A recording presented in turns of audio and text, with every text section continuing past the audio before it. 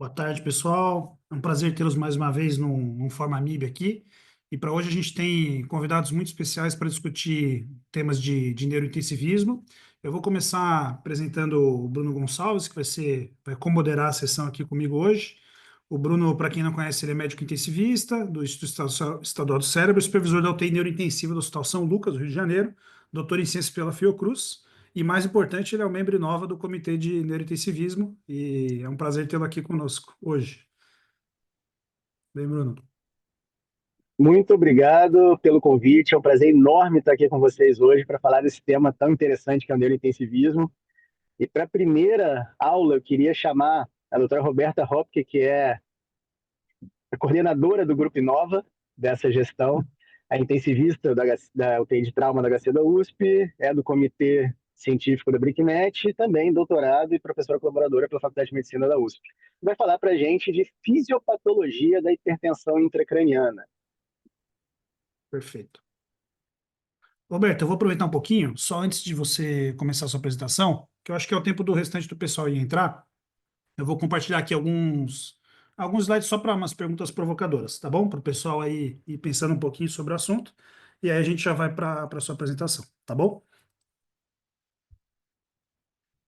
Deixa eu botar aqui.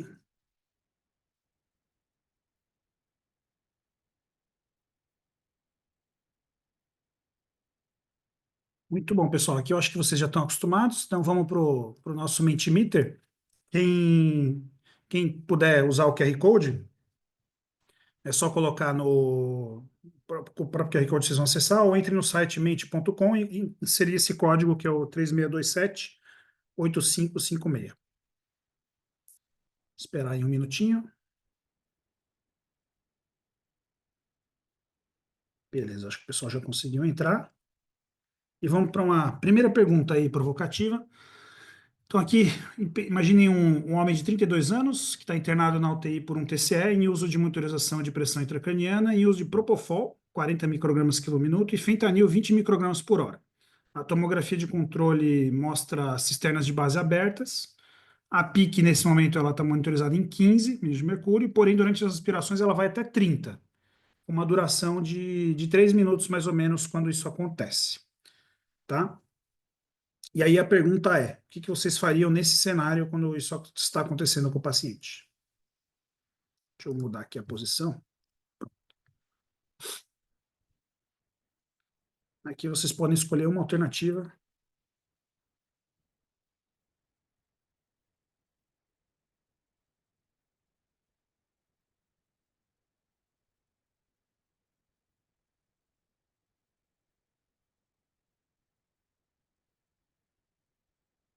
Muito bem. Mais alguém? A gente tem 30 pessoas aí que podem responder.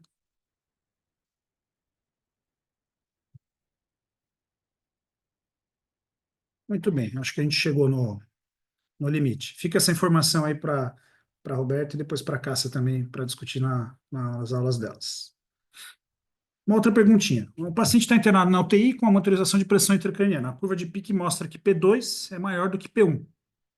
Qual que é o significado clínico dessa alteração? Essa é mais fácil.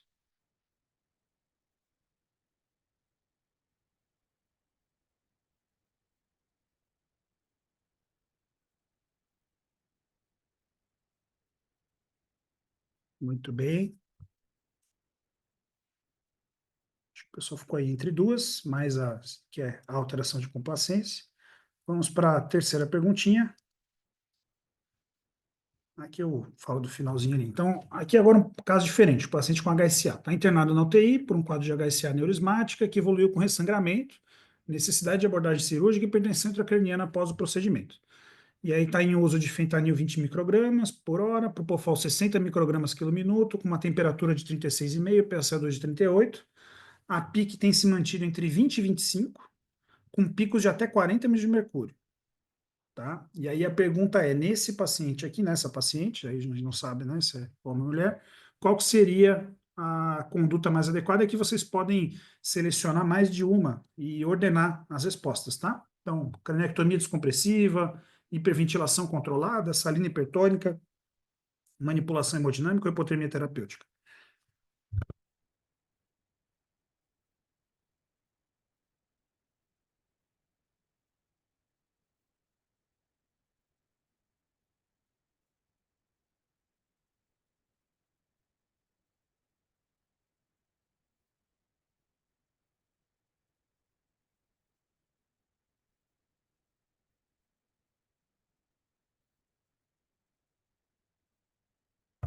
Vamos ver, tem bastante gente ainda que pode responder. Respondem o que passa primeiro pela cabeça aí de vocês.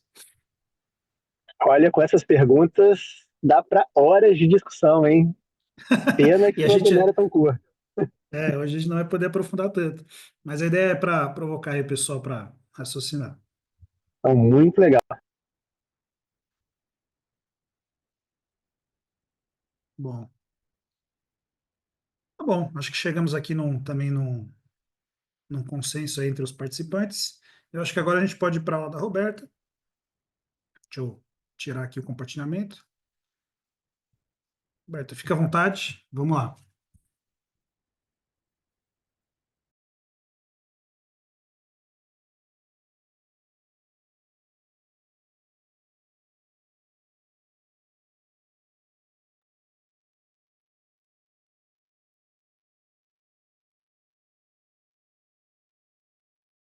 Boa tarde, estão me escutando?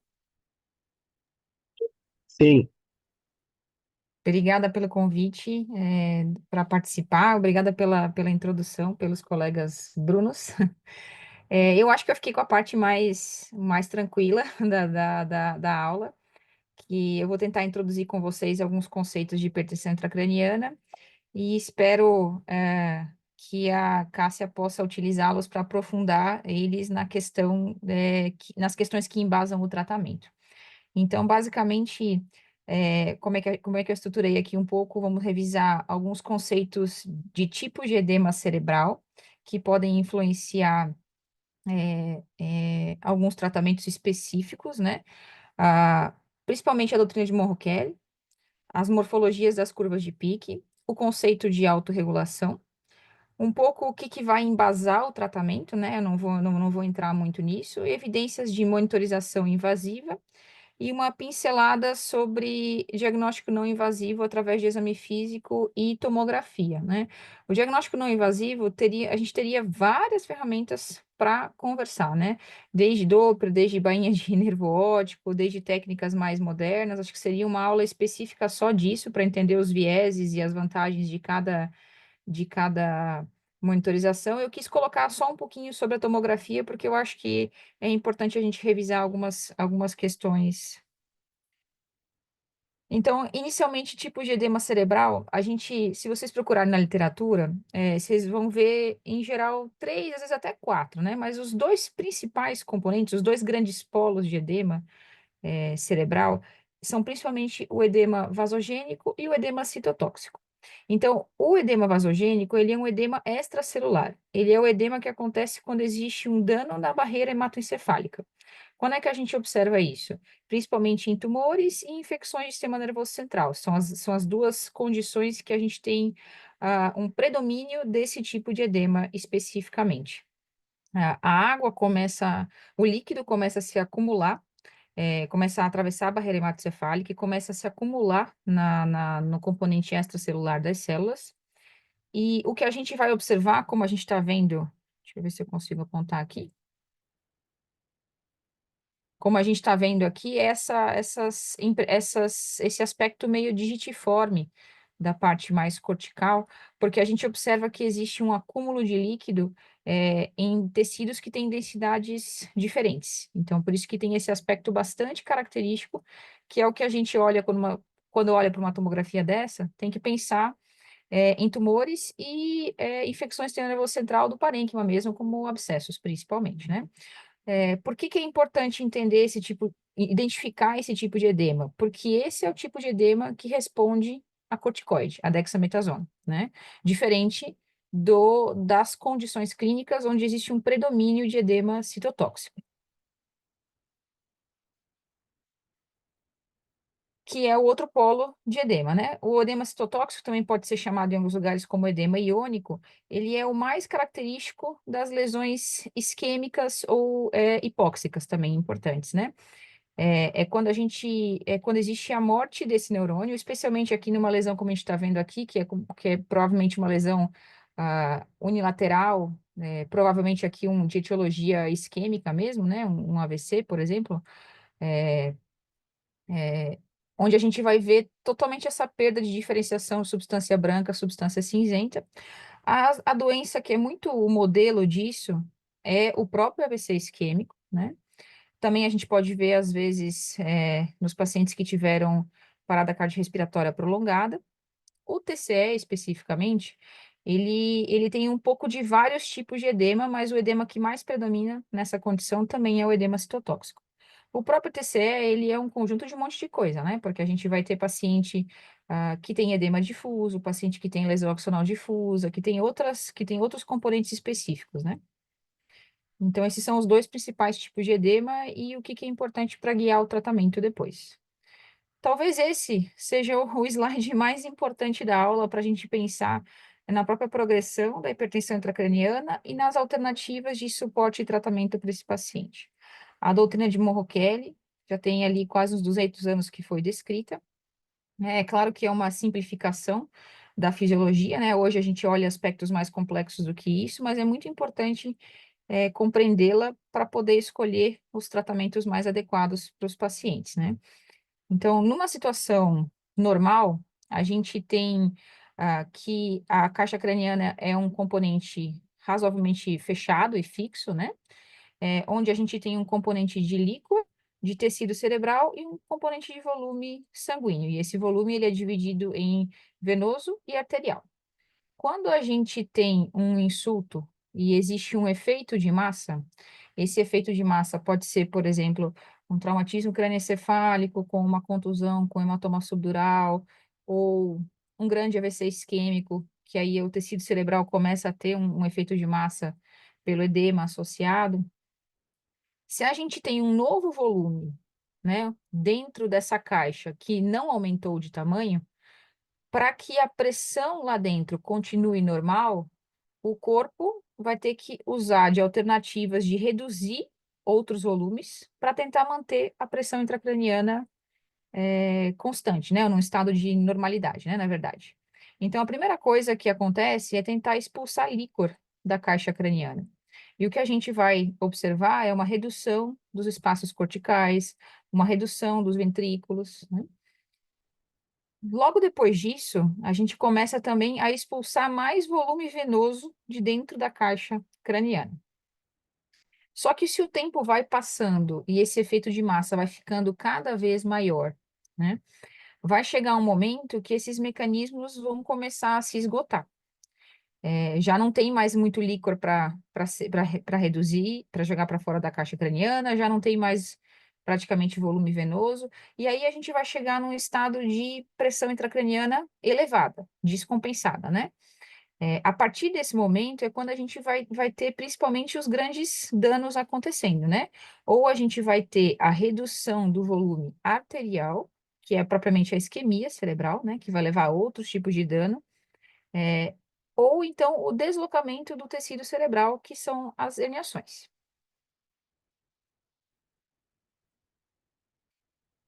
Daí que vem um conceito também de complacência, ou o inverso dela, elastância cerebral, né? Então, aqui nessa parte inicial da curva, onde a gente ainda está nessa faixa azul aqui, a gente tem um paciente, por exemplo, que está só sob suspeita de hipertensão intracraniana, teve um TCE, não existe uma variação importante da PIC ainda nesse momento, né? Conforme vão passando as horas, e existe um efeito de massa aqui, né, sendo representado por essa lesão aqui mais lilás, né, a gente vai começar a ter inicialmente uma alteração da complacência, então é como se a gente estivesse naquela segunda caixa de Monro-Kelly, né, onde a gente já vai ter uma redução da complacência que vai ser refletida por essas alterações morfológicas da curva de Pick, com um aumento progressivo de P2, aqui a gente pode ver P1, P2 em platô, né? Até que a gente chega num estado de descompensação, de hipertensão intracraniana cerebral, quando a gente, em geral, esgotou aqueles mecanismos de regulação. E aqui a gente pode ver, inclusive, que a P2 ultrapassou a P1. Muitas vezes a P2 ela praticamente meio que se funde com a P1, a gente deixa de enxergar a P1 e vira só uma P2 muito grande. Então, sobre a curva de Peak, né? Aqui a gente tem esses componentes chamados P1, P2 e P3. Aqui nesse gráfico está desenhado de uma forma assim bem didática e um pouco exagerada.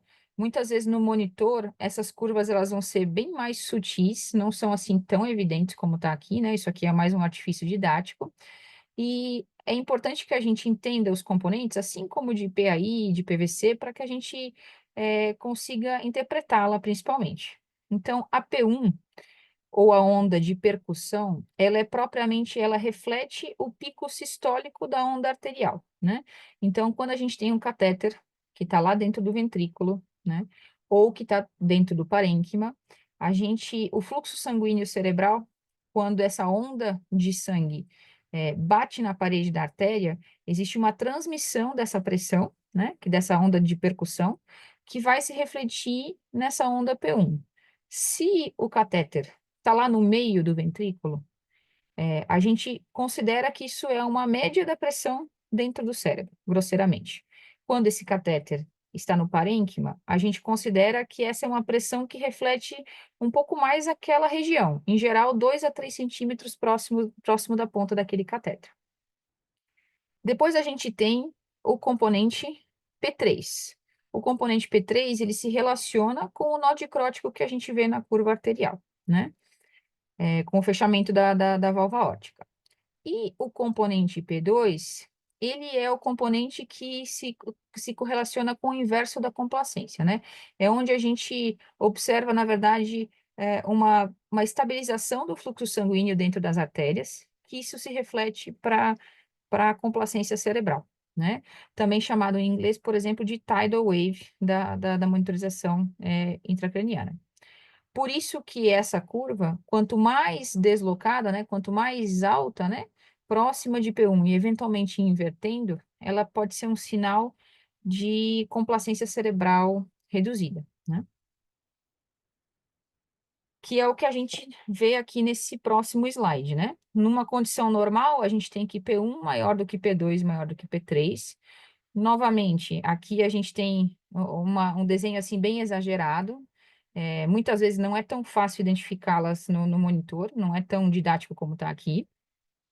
Quando a gente vai ter uma situação de complacência alterada, né, reduzida, a gente vai ter essa P2 aumentando até em platô ou aqui até totalmente invertida, né? E aqui já numa P2, que a P1 está aqui dentro, né? Ela provavelmente está aqui e a gente não está nem vendo, né? Uma fusão entre P1 e P2 com uma complacência bastante crítica, né? Em geral, o que a gente observa, né? Valores razoavelmente normais aqui de pressão intracraniana com essas morfologias. Com complacência reduzida, a gente costuma ter valores ainda dentro da normalidade, mas mais próximos do alterado. E quando a gente tem essa alteração já muito extrema, a gente já costuma ter um valor de pique também alterado, né? Não dentro da faixa da normalidade, ainda em torno de 22, que é o que a gente considera.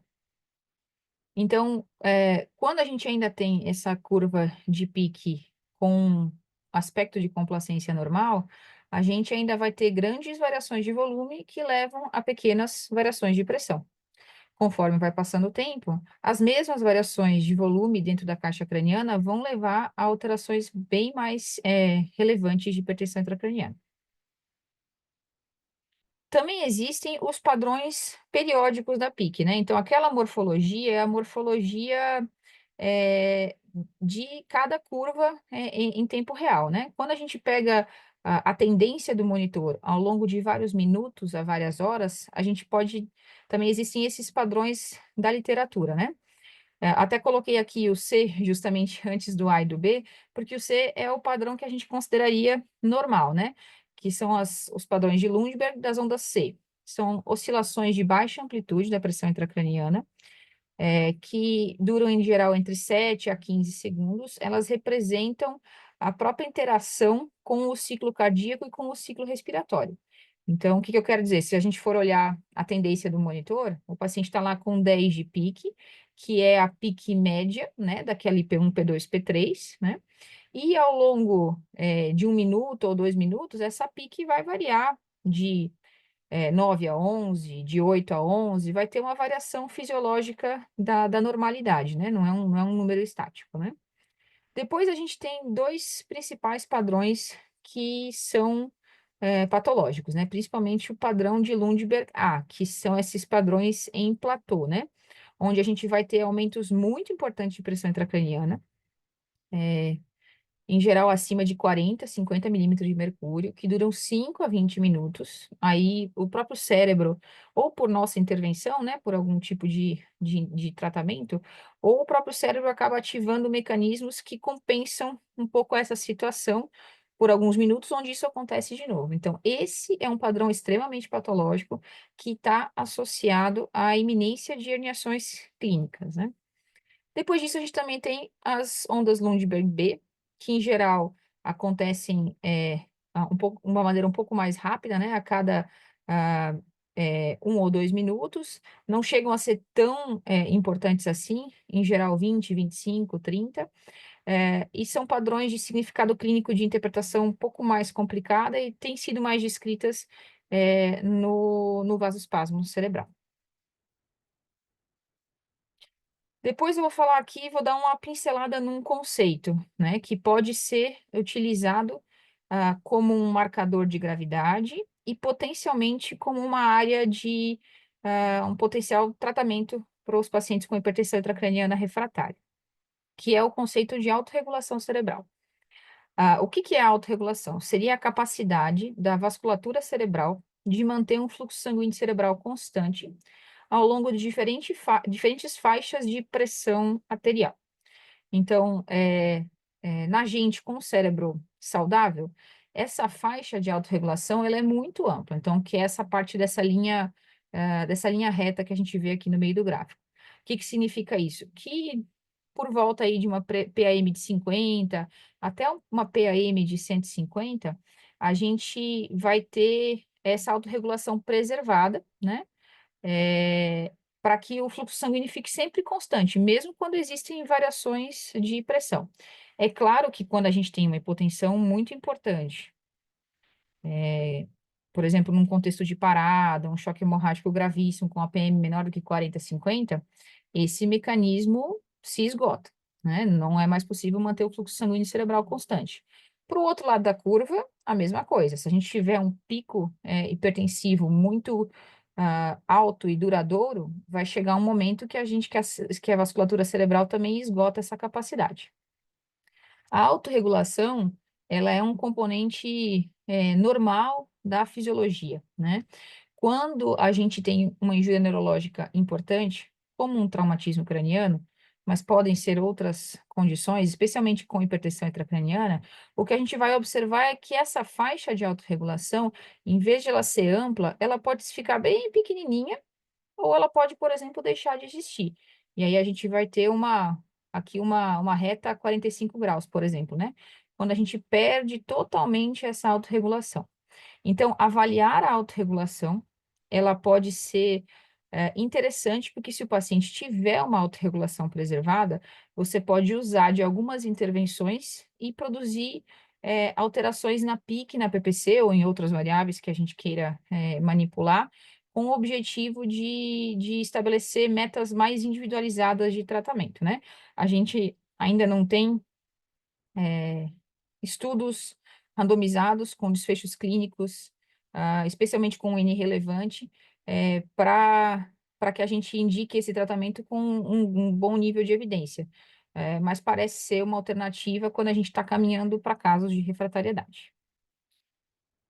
E um pouco sobre a evidência da monitorização, né? Não vou falar especificamente sobre as etapas de tratamento, né? Porque a gente tem falado, assim, sobre o que é hipertensão intracraniana, né? Então, seria um valor acima de 22 milímetros de mercúrio, sustentado por mais de 5 minutos e que não seja provocado, né, por alguma outra mudança transitória do paciente, por exemplo, uma aspiração, uma mudança da cabeceira, que seja sustentado, que seja verdadeiro, né?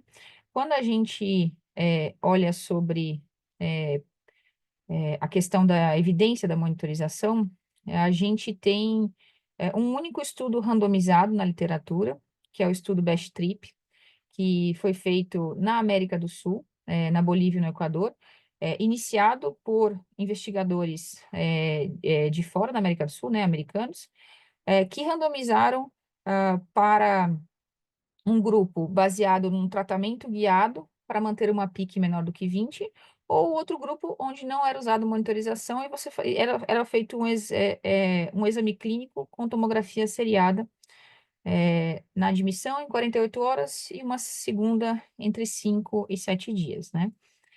O que esse estudo mostrou? Que não teve diferença entre um desfecho combinado de morte e várias escalas funcionais, e especificamente nesse estudo, acabou se mostrando uma maior intensidade de tratamento no grupo que não era monitorizado.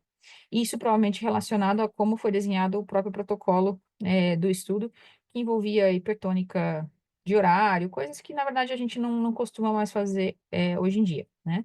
Esse é um estudo um pouco controverso de interpretação, né?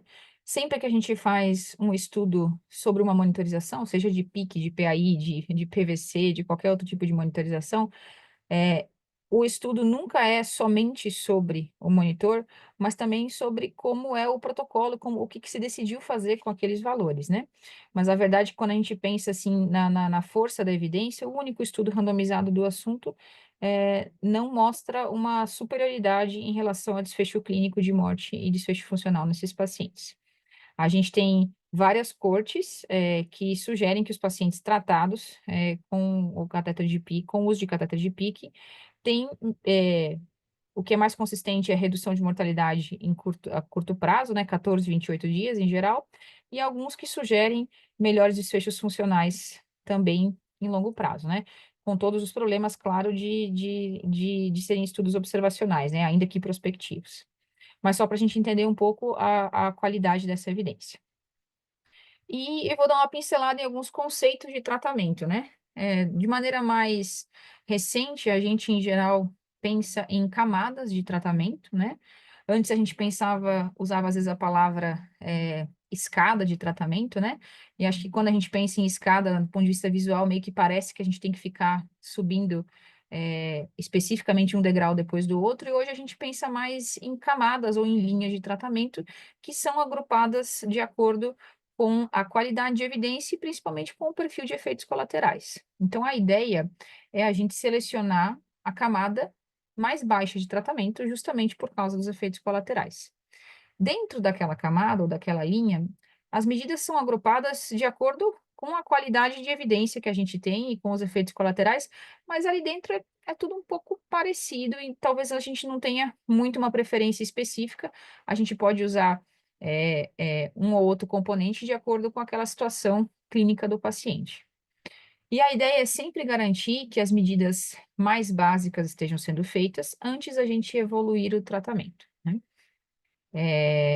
Justamente pelo conceito associado aos efeitos colaterais dos tratamentos mais agressivos, né?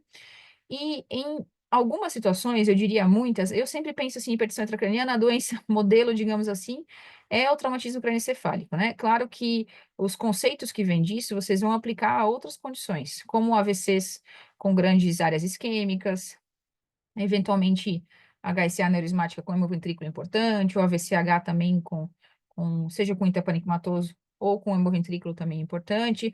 Pode variar um pouco alguns conceitos de escolhas de alvos pressóricos, de complicações, mas o modelo por trás de tudo é o mesmo, né? E especificamente quando a gente pensa no TCE, quando as coisas estão saindo um pouco do planejado, né? Hipertensão intracraniana mantida, a despeito de tratamentos, talvez valha a pena a gente considerar repetir um exame de imagem. Nesse caso, acho que a tomografia é o exame mais facilmente acessível, que a gente mais usa no dia a dia, e avaliar se esse paciente precisa de uma conduta cirúrgica, né? Porque às vezes a gente está ali pensando em aprofundar a sedação e fazer hipertônica, hiperventilar e autorregulação, e na verdade o paciente tem um sudural que o neurocirurgião precisa drenar, né? E um outro tópico sobre os conceitos de tratamento é que a gente não deve tratar isoladamente um valor de pressão intracraniana, né? Hoje a gente sabe que é bastante importante avaliar a interação desse valor, principalmente com o tempo que está acontecendo, né? Que é o conceito de carga de pique, com a duração desse insulto e principalmente também com a pressão de perfusão cerebral, né? Que é o que protege esse paciente desses insultos, né? Então, esse é um estudo que já tem ali, tem 10 anos já agora, ele é um estudo que eles pegaram os dados dos pacientes monitorizados, 261 pacientes, e os dados do monitor minuto a minuto, né? O dado contínuo, né? E eles mostraram que piques acima de 20, principalmente quando mantidas por mais de 37 minutos, essa é a sugestão que eles encontraram na análise, nos adultos está associada a piores desfechos funcionais.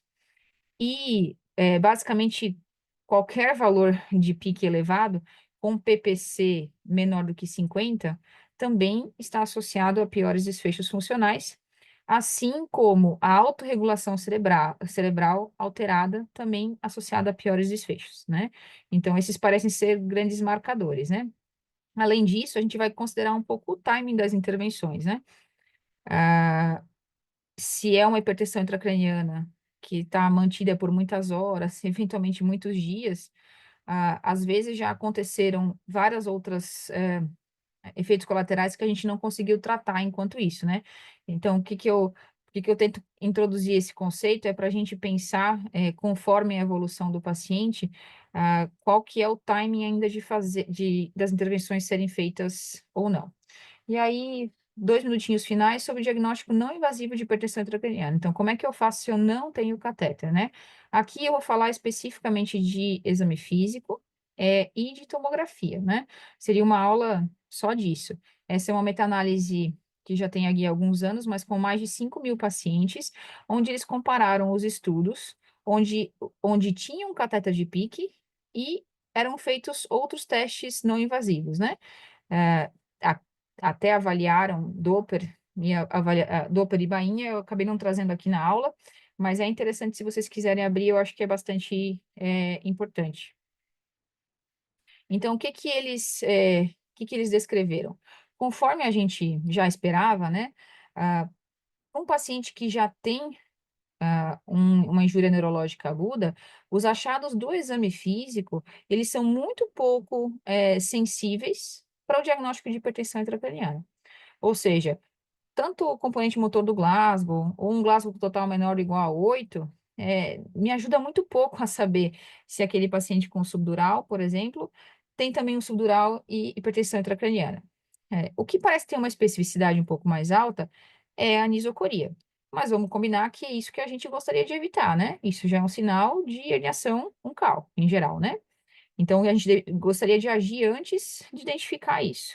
Quando a gente olha para a tomografia de crânio, a gente tem que as cisternas da base comprimidas e os desvios de linha média maior do que 5 e principalmente maior do que 10 parecem ter a combinação maior aqui de sensibilidade e especificidade, né? Então, você vê aqui, cisternas da base comprimidas, uma sensibilidade de 86%, especificidade de 61% para um diagnóstico de pressão intracraniana elevada. E aí, já que a gente sempre fala da tomografia de crânio, eu só queria revisar alguns pontos da anatomia, da imagem, que são associados a achados de hipertensão intracraniana. Então, aqui nas imagens, a gente vai ter, na verdade, uma tomografia normal, né, de um paciente razoavelmente jovem, claro, mas essa é a anatomia normal e o que a gente vai deixar de ver aqui do lado direito, né? Então, um paciente com hipertensão intracraniana, sinais não invasivos na tomografia vão ser o apagamento dos sulcos corticais e dos ventrículos laterais, né? Eventualmente, se for uma lesão razoavelmente assimétrica, a gente vai ter desvio de linha média acima de 5, principalmente acima de 10 milímetros, e a gente vai ter o colapso das cisternas da base.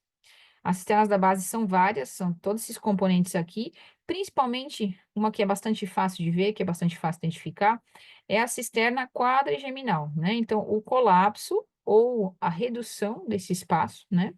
Isso sempre uma interpretação relativa de acordo com a faixa etária do paciente, principalmente, né? Está bastante associado a piques elevadas, em geral acima de 30, né? E já num estado mais avançado, que em geral hipertensão intracraniana já por muitas horas, né? A gente vai ter o edema cerebral difuso com perda de diferenciação substância branca substância cinzenta, que também, infelizmente, já é um achado mais tardio que a gente gostaria de evitar. Existem, claro, outros métodos diagnósticos com acurácia boa, como a bainha de nervo óptico, alguns métodos de interpretação um pouco mais complexa, como o Doppler transcraniano, seja através de IP, de diástole, né? Seria uma aula especificamente só disso, né? Aqui eu só quis dar uma pincelada para caso venha alguma coisa na questão do tratamento. Aqui, por exemplo, a gente vai ter um átomo bastante alterado, né? Essa perda perda aqui, o colapso das cisternas da base. Então, aqui está a cisterna quadrigeminal que a gente praticamente não enxerga, tem aqui um pouquinho dela, aqui talvez com um pouquinho de componente hemático, né? A gente vê um resto de um terceiro ventrículo aqui, não está vendo nenhum tipo de sulco aqui cortical, certo? E aqui a gente já está vendo um hematomo que é um sinal de edema cerebral difuso, colapso das cisternas da base, os ventrículos aqui praticamente ausentes. Acho que é isso. Vou deixar também o e-mail se alguém tiver alguma dúvida. E espero que a Cássia possa usar aí alguns conceitos para aprofundar com vocês a questão do tratamento. Obrigada.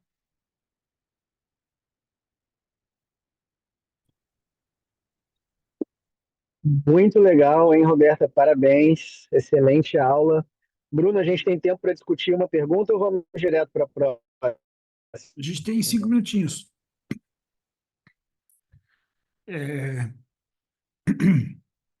Peraí que eu botei aqui o negócio. Bom,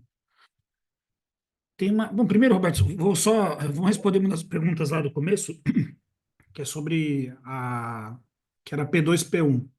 A gente A segunda botou. pergunta.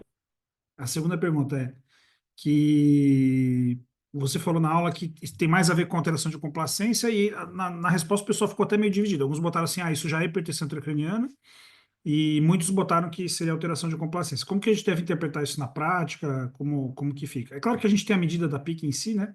Mas como que a gente pode utilizar isso na prática, no dia a dia?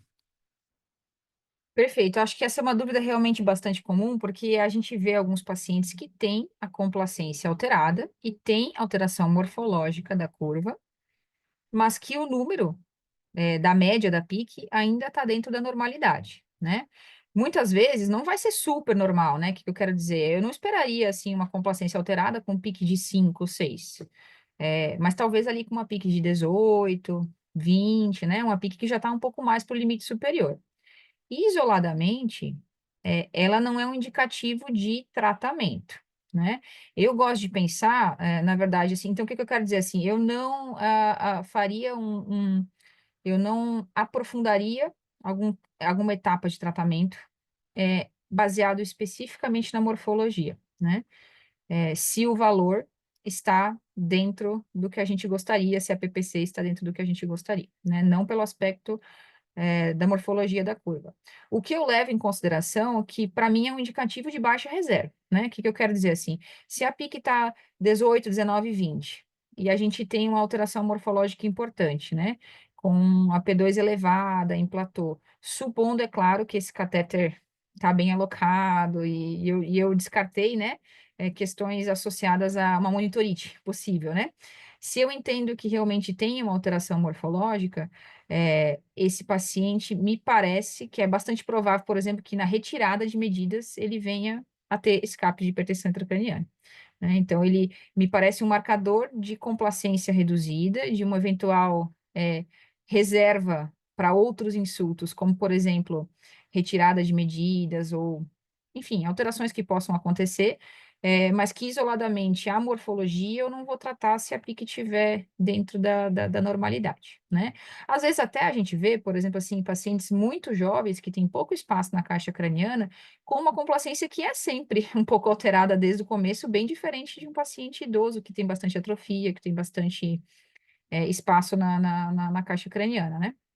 Então, Eu não me lembro especificamente da pergunta, Bruno, se quiser repetir como é que era a pergunta do começo, Não, mas não, espero era ter só essa. respondido. Não, eu perguntava só o que significava o P2P1. A pergunta era só essa. Nada demais. Mas tá bom. Eu acho que a gente vai adiante, aí depois, ao final, a gente aproveita para fazer mais perguntas, tá, gente? Então, agora, para mim, é um prazer também apresentar a doutora Cássia. A Cássia, eu sempre falo que ela dispensa apresentações, mas a gente tem que apresentá-la. É da médica intensivista, coordenadora da UTI do Instituto Estadual do Cérebro, pesquisadora da Fiocruz, orientadora do programa de pós-graduação do IDOR e membro do comitê de neurointensivismo da AMIB também. E a Cássia, assim, o que que eu pedi para ela falar? Eu não pedi para ela aprofundar a hipertensão intracraniana refratária, né, Cássia? Só porque a gente fez uma perguntinha ali no começo, a ideia é que a gente é, foque muito nessa primeira camada de manejo do paciente com hipertensão intracraniana, que é fazer o básico bem feito. Então, vamos ver aí, a Cássia vai apresentar, e depois no final, se a gente quiser discutir um pouquinho mais, a gente pode, mas a ideia é que a gente tenha um momento depois, pessoal, para discutir doping transcraniano, discutir hipertensão intracraniana refratária, etc. Tá bom? Cássia, muito obrigado. Fique à vontade. Oi, Bruno, obrigada. Obrigada aí pelo convite, obrigada pela apresentação. Então, a gente vai conversar um pouquinho sobre o tratamento da hipertensão intracraniana e, como o Bruno falou, a gente vai falar sobre o começo do tratamento da hipertensão intracraniana, né? Todo mundo está vendo aqui a minha tela? Sim. Tá bom? Beleza. Então, eu vou começar com alguns conceitos que a Roberta já falou, eu vou dar uma pinceladinha bem rapidinho, né? Que a hipertensão intracraniana ela é uma emergência médica, para começo de conversa, né? Então, se a gente vira um paciente com um episódio de hipertensão intracraniana, a gente tem que tratar rapidamente, senão esse paciente ele vai sofrer perda neuronal e se ele ficar com um período mais prolongado de tempo que hipertensão intracraniana, ele pode evoluir para a morte. Peraí. Não estou conseguindo passar minha tela. Peraí. Pronto. Isso a Roberta também falou, né? Esse é a curva volume-pressão, né? A gente tem, com aqui em azul, com o aumento do volume intracraniano, no primeiro momento, o cérebro, né? O encéfalo, ele tem mecanismos compensatórios, então eu posso ter aumento do volume intracraniano sem aumento da pressão intracraniana, mas conforme esses mecanismos compensatórios eles vão sendo depletados, eu começo a ter aumento do volume intracraniano e começo com um pequeno aumento da pressão intracraniana até que chega o momento que esses mecanismos compensatórios eles já não dão mais conta do recado, e aí qualquer pequeno aumento do volume intracraniano leva a um grande aumento da pressão intracraniana. Então, nesse momento, é o momento que a gente tem descompensações de pressão intracraniana e até herniação cerebral. E segundo o Brain Trauma Foundation, a gente tem que tratar uma PIC a partir de 22 milímetros de mercúrio. Antigamente, no penúltimo guideline era 20 milímetros, agora 22, não faz muita diferença ser 20 ou ser 22, né? Isso é um número de diretriz, mas serve para a gente ter mais ou menos um parâmetro de a partir de quanto a gente deve tratar a hipertensão intracraniana, e a pressão de perfusão cerebral é a PAM menos a PIC, também para a gente ter uma noção de como é que o cérebro está sendo perfundido. E a nossa meta, né, para pacientes com TCE é manter uma PIC abaixo de 22 e uma pressão de perfusão cerebral entre 60 e 70 milímetros de mercúrio, lembrando que a gente não parte do princípio que quanto maior a pressão de perfusão cerebral, melhor, né? A gente pensa, se o problema é perfusão, então vamos aumentar a pressão de perfusão cerebral porque o cérebro vai ficar melhor perfundido, mas não é exatamente isso, né? A gente sabe que para a gente aumentar a pressão de perfusão cerebral, a gente tem que fazer mais volume, mais aminas, isso aumenta o risco de injúria pulmonar aguda. Então, a nossa meta ela é bem específica, é tentar manter uma pressão de perfusão cerebral entre 60 e 70 milímetros de mercúrio, tá? Falando especificamente agora de como é que a gente trata a hipertensão intracraniana. Então, a gente vai se basear nessas diretrizes, tá?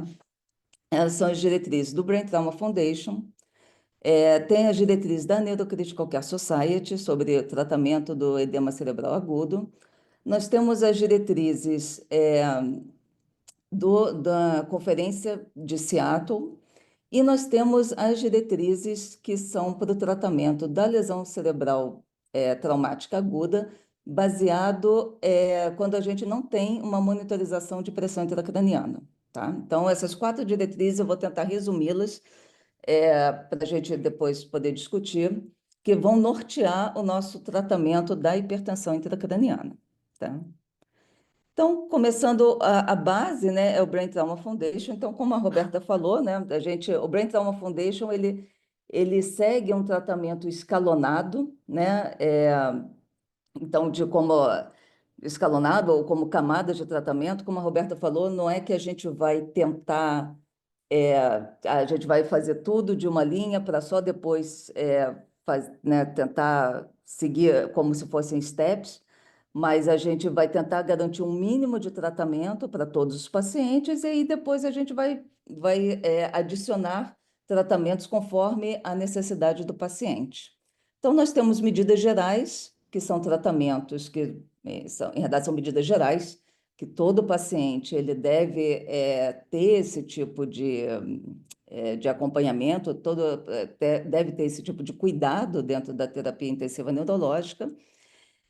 Se o doente não melhora, quer dizer, ele não tem a sua pressão intracraniana controlada apenas com as medidas gerais, que todo mundo deve ter, né? A gente precisa passar por um tratamento de primeira linha, e caso o tratamento de primeira linha não seja suficiente, a gente tem o que a gente define como hipertensão intracraniana refratária, que aí eu não vou comentar aqui nesse primeiro momento. E o que são as medidas gerais? Né? As medidas gerais, como eu falei, todo paciente neurológico agudo, grave, ele deve ter essas medidas gerais, então não é uma coisa específica, né, do tratamento de hipertensão intracraniana. A gente vai avaliar o ABC sempre, né? A gente vai avaliar se a via aérea, a gente vai avaliar se o paciente está ventilando bem, a gente vai avaliar a pressão arterial, né? A gente vai avaliar se o paciente está com uma boa perfusão, a gente vai manter uma saturação acima de 94%. Nós vamos tentar minimizar os estímulos, né? Se o paciente já tem uma baixa complacência cerebral, já está ali limítrofe para ter uma crise de hipertensão intracraniana, a gente vai minimizar a estimulação desse paciente. Analgesia e sedação sempre, né? Começando com a analgesia e a sedação, caso necessário.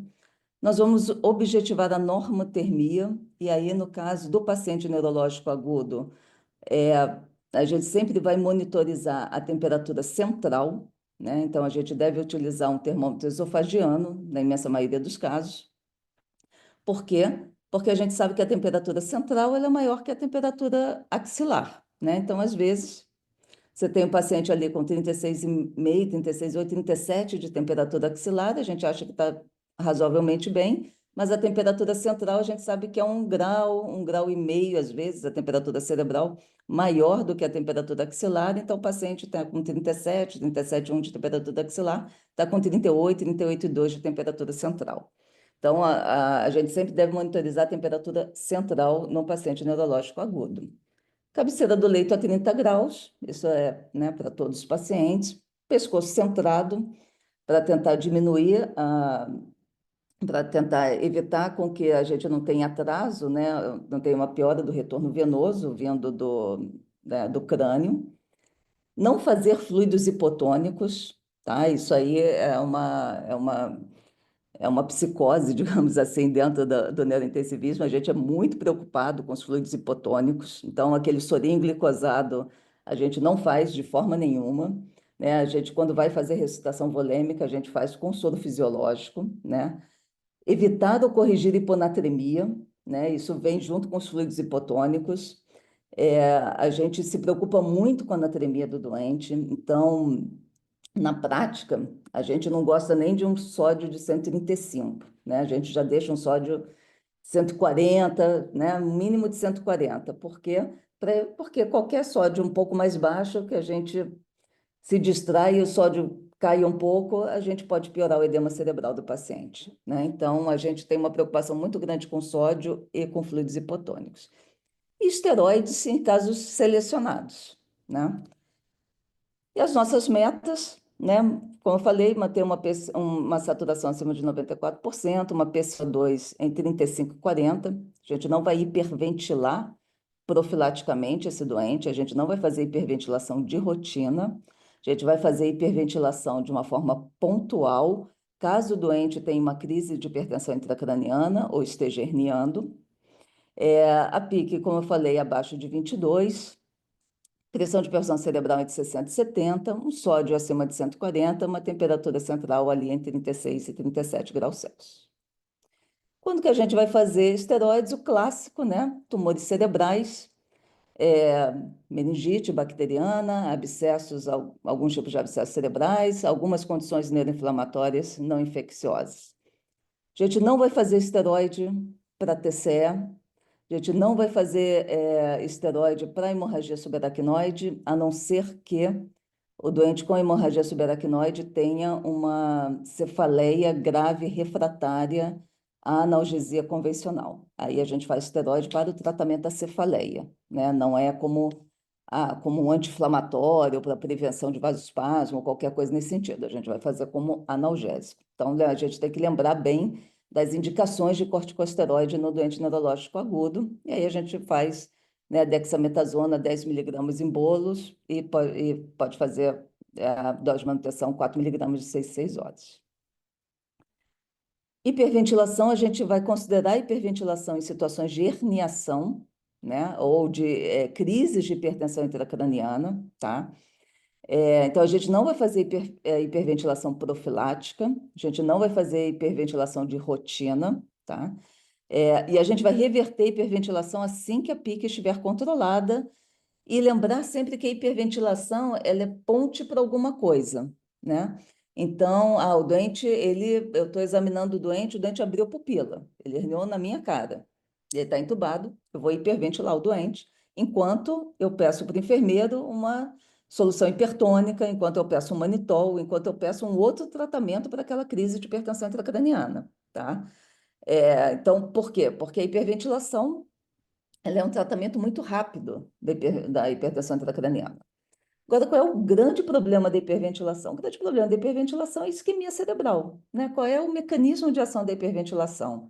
Eu baixo o PCO2, baixando o PCO2, eu faço vasoconstricção cerebral, fazendo vasoconstricção cerebral, eu diminuo o volume sanguíneo cerebral, e esse é o mecanismo pelo qual eu levo a redução da pressão intracraniana. Só que, fazendo vasoconstricção, eu também estou reduzindo o fluxo sanguíneo cerebral. Então, eu também estou, de certa forma, induzindo isquemia cerebral, né? Então, por isso que eu não quero fazer hiperventilação de rotina nem profilática, tá? Então, por isso que eu vou fazer a hiperventilação apenas em casos de emergência, de forma muito pontual.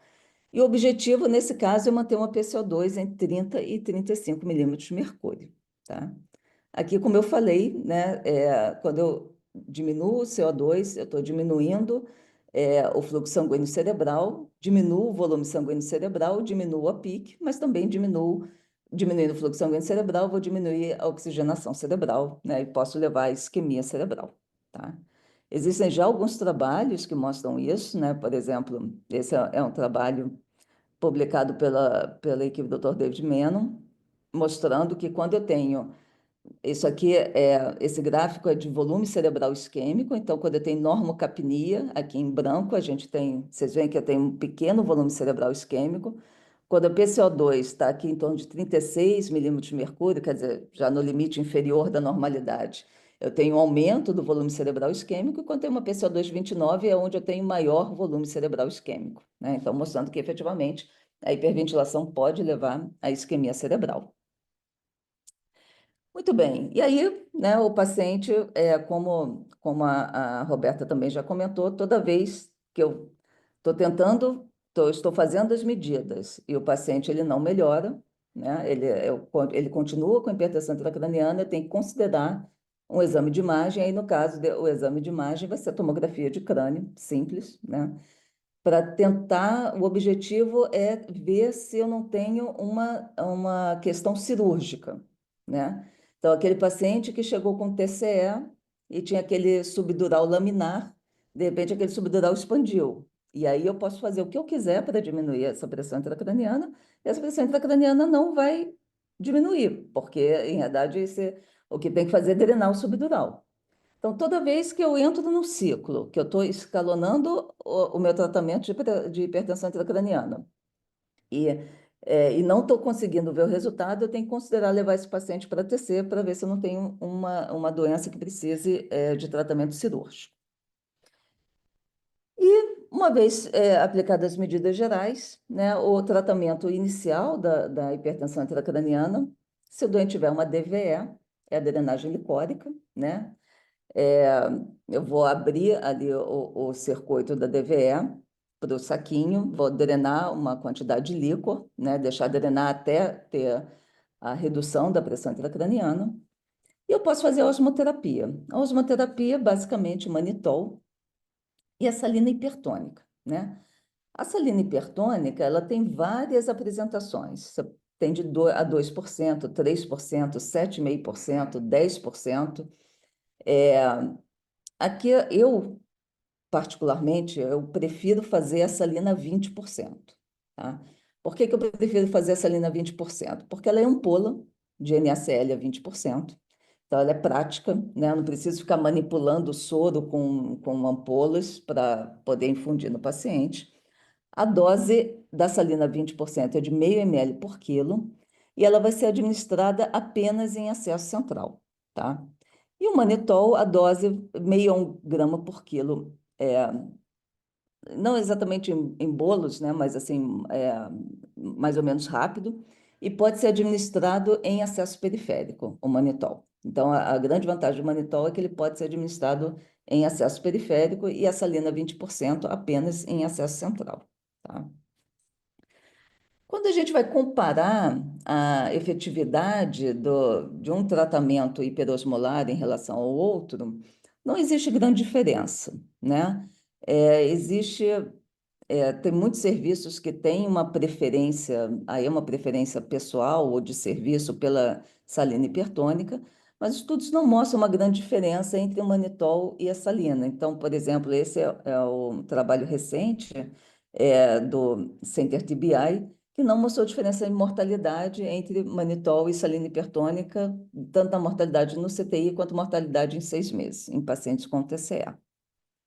E essa revisão da Cochrane também mostrando, eles também não encontraram evidência de superioridade da salina sobre o manitol, tá? Mas também o nível de evidência é muito baixo. Quando a gente vai para as diretrizes, os guidelines do Brain Trauma Foundation dizem que o manitol é eficaz para o controle da hipertensão intracraniana, em doses, as doses recomendadas por ele são de 0,25 a 1 grama por quilo de peso corporal.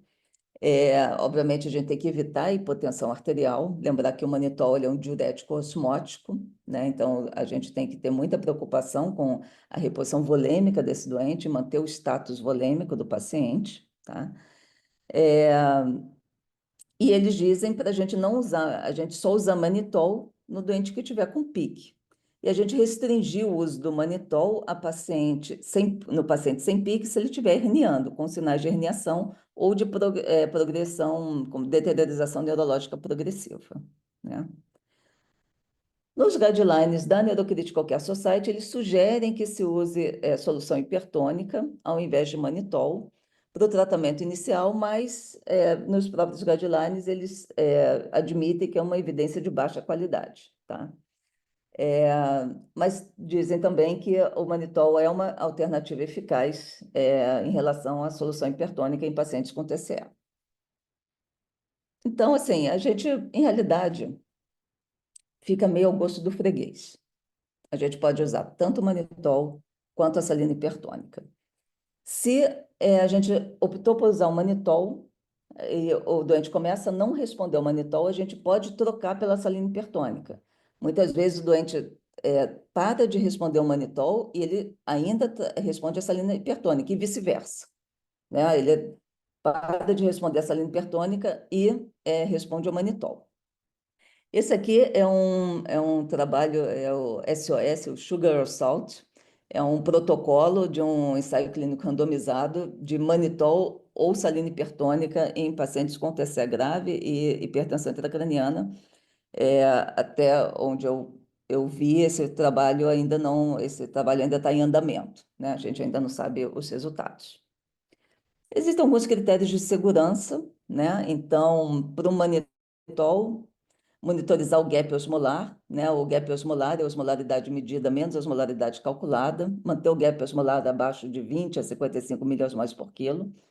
E na salina hipertônica, a gente tem uma preocupação de manter um sódio máximo de 160, tá? E lembrar que a mielinólise contínua é uma preocupação apenas em pacientes cronicamente hiponatrêmicos, né? Então, por exemplo, paciente com uma cirrose hepática, por exemplo, né? Porque isso é sempre uma preocupação. A gente está fazendo bolos de salina, o sódio vai subir de 140 para 160 rapidamente, o doente não vai fazer mielinólise contínua? Não, não vai. Não vai fazer mielinólise contínua, tá? A gente só se preocupa um pouco mais com isso se o doente for cronicamente hiponatrêmico, mas mesmo assim a gente faz, se for necessário, né?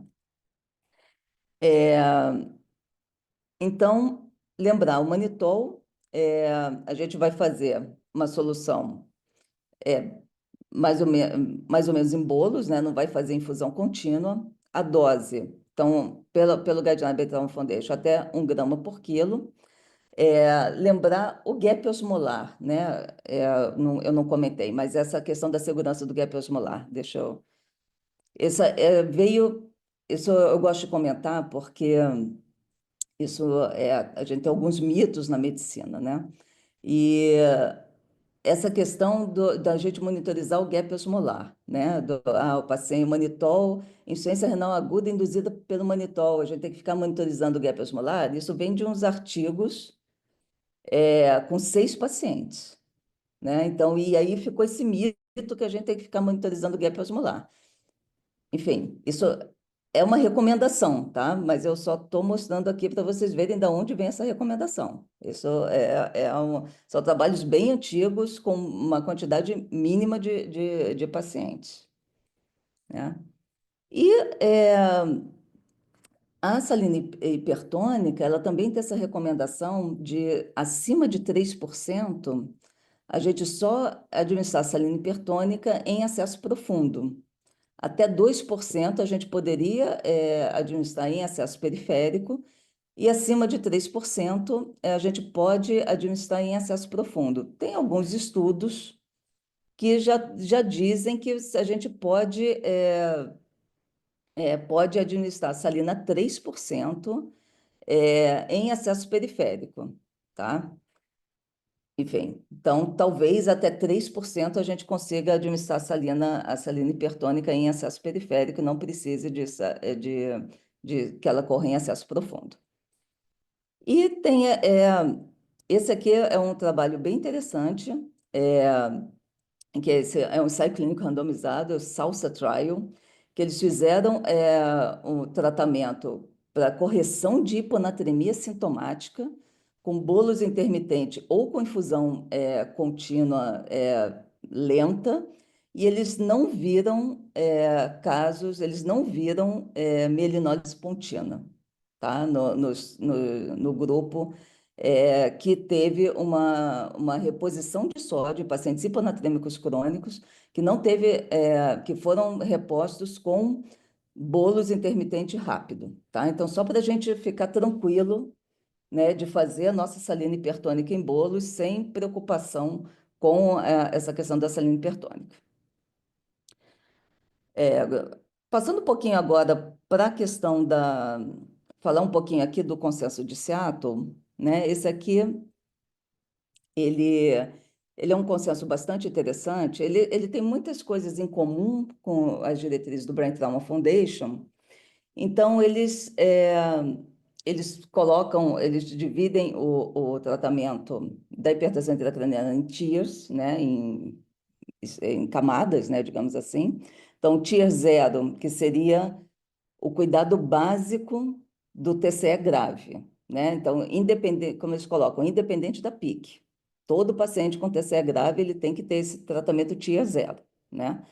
Então, o que é esperado? Que esse doente esteja no CTI, que esse doente esteja entubado em ventilação mecânica, que ele tenha avaliação neurológica e de reatividade pupilar seriada, que ele esteja com a cabeceira do leito elevada, que ele tenha analgesia regular, né, para dor, não necessariamente para o controle da PIC, mas para dor, sedação para prevenir agitação, a sincronia com o respirador, prevenir a febre, mensuração da temperatura central, tá? E intervenções recomendadas, tem um acesso venoso profundo, uma capnografia, manter a pressão de perfusão cerebral acima de 60 milímetros de mercúrio, manter uma hemoglobina acima de 7, evitar hiponatremia, otimizar o retorno venoso da cabeça, né, manter a cabeça centrada, colocar uma pressão arterial invasiva e manter uma saturação acima de 94%. Então, esse seria o Tier 0. Todo doente, TCE grave, precisa ter esse Tier 0 independente da PIC, né? Mesmo que esteja com uma PIC controlada, tá?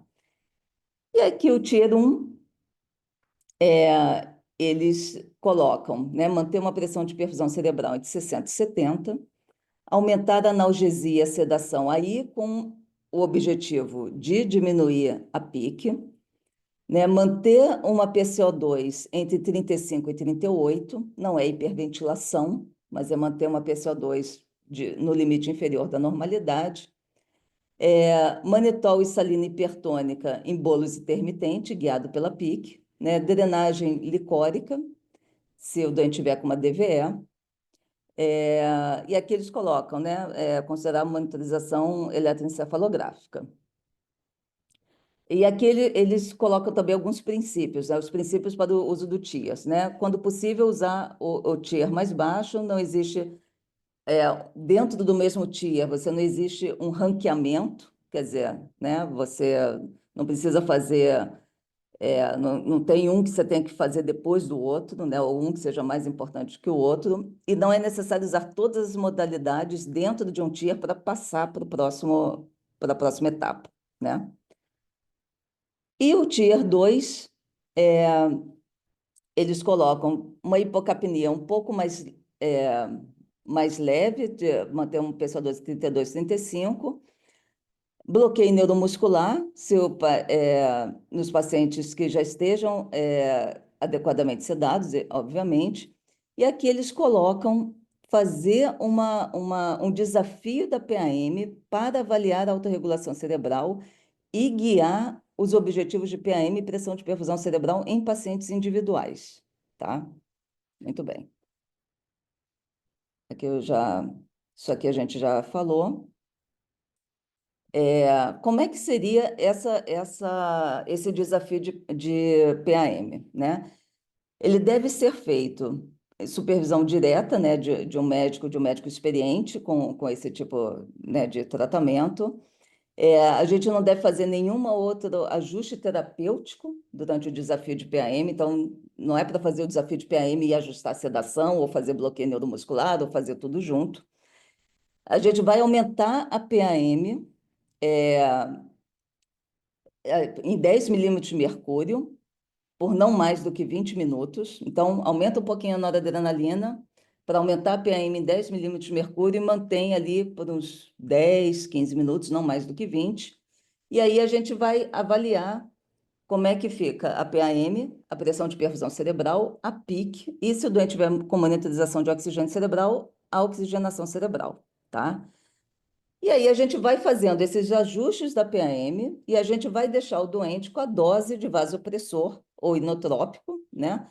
Que ele fique com a melhor PIC e, se o doente tiver com a monitorização de oxigenação cerebral, com a melhor oxigenação cerebral, tá?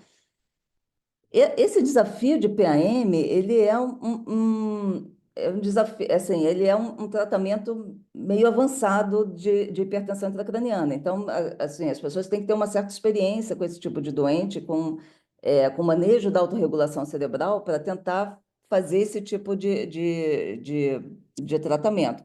Mas ele é interessante, porque às vezes você aumenta um pouco a PAM do paciente e a PIC cai, né? Porque você conseguiu melhorar a perfusão cerebral daquele doente, né? As diretrizes que falam, pressão de perfusão cerebral entre 60 e 70, elas são feitas para um conjunto de pacientes, mas às vezes aquele paciente individual pode precisar de uma PAM mais alta naquele momento do tratamento, tá? Muito bem, peraí, desculpe. E E aí deixa eu só voltar aqui rapidamente. E o que que eles também falam que ao escalonar a terapia, a gente tem que reexaminar o paciente, considerar repetir uma tomografia de crânio, reconsiderar opções cirúrgicas, né, e considerar causas extracranianas para a elevação da PIC. Então, considerar sedação, considerar piora de outras situações, né, hiponatremia, se o doente está infectado, enfim, outras situações, crise convulsiva, outras situações que possam estar levando ao aumento da PIC, tá? E isso tem essa tabela que eu acho que é muito interessante, que é quais são os tratamentos que não são recomendados, né, no paciente com um TCE grave, quando eu só tenho a monitorização da PIC, né? Manitol, infusão contínua, e terapia hiperosmolar de horário, por exemplo, a cada 4 horas ou a cada 6 horas, drenagem lombar de líquor, furosemida, uso rotineiro de esteroides, uso rotineiro de hipotermia terapêutica, propofol em altas doses para tentar surto-supressão, diminuir rotineiramente a PCO2 abaixo de 30 milímetros de mercúrio e rotineiramente aumentar a pressão de pressão cerebral acima de 90 milímetros de mercúrio. Então, é, eu acho essa tabela muito interessante porque assim, é o que a gente não deve fazer, né, no paciente que tem pelo menos a sua PIC monitorizada. E por último, para não, a gente acho que tem que comentar, porque é uma situação que acontece em muitos serviços ainda, infelizmente, que é quando a gente não tem uma monitorização de PIC, né? A gente tem um paciente com traumatismo craniano grave e a gente, por qualquer motivo, esse paciente não está com a sua PIC monitorizada. E a gente está tendo que avaliar a pressão intracraniana desse paciente baseado no exame clínico e na imagem. Então, o que que eles... Eu vou passar rapidamente, tá, por esse algoritmo. Esse algoritmo está gratuito, está online, vocês podem procurar se vocês quiserem se aprofundar nele. Mas o que eles dizem, basicamente, é que a gente tem que manter entubado, né? Obviamente, entubado, sedado, analgesiado, ventilação mecânica. Se eu tenho suspeita de hipertensão intracraniana, tá? E aí, suspeita de hipertensão intracraniana é uma tomografia com cisternas comprimidas, com um desvio de linha média, né? Ou com uma escala de Glasgow motora menor ou igual a 4, com assimetria pupilar. Eu tenho que manter o tratamento hiperosmótico aí de horário, porque eu não tenho monitorização da PIC, né? Aí eu vou fazer a salina hipertônica ou o manitol de horário. E se o paciente estiver piorando, tanto da imagem quanto do ponto de vista do exame neurológico, aí eu posso fazer alguns outros tipos de tratamento, como, por exemplo, hiperventilação, infusão de salina a 3% por infusão contínua, tá? E aí tem os outros tratamentos que são para hipertensão intracraniana refratária que a gente não vai falar agora. E eles também colocam as coisas que não são utilizadas: corticoide, hiperventilação com PCO2 abaixo de 30, hipotermia com temperatura central abaixo de 35, diurético, furosemida, drenagem lombar e é isso, tá? Então, vou só passar aqui. E é isso que eu queria falar, gente. Obrigada.